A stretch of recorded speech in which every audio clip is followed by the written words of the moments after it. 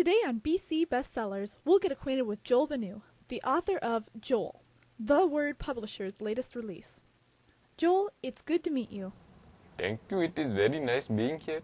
I appreciated you traveling all the way from Babylon to be here. Persia. I come from Persia, and the journey was no trouble at all.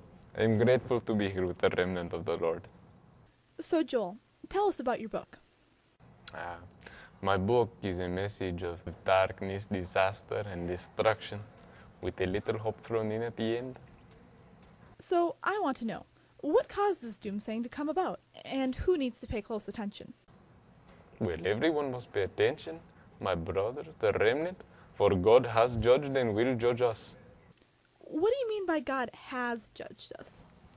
You remember Pharaoh and the locust plague? In the same way, God sent a locust plague on us last summer. But more than that, that plague was a vision of the future day of the Lord. Now, this Day of the Lord seems to be a reoccurring theme in your book. Can you elaborate on that concept? Yes, the Day of the Lord is, you say, a universal trial. Yes, trial. It is a universal trial of every man and nation status before God. The righteous will be saved, and the wicked will be punished. And the good guys are the Jews, and the Gentiles, especially those Persians, are the bad guys, right? No, not necessarily. Not all Jews are good guys and not all Gentiles are bad guys. Each person will be judged according to his or her own deeds. And the judgment will be terrible. An army like, how you say, I always forget this word, the little wheat jumpers. Little wheat jumpers. Do you mean grasshoppers? Yes, no, the big ones. You mean locusts? Yes. Judgment will consist of a locust army, and the judgment will be terrible. It will bring great pain and suffering on wicked people.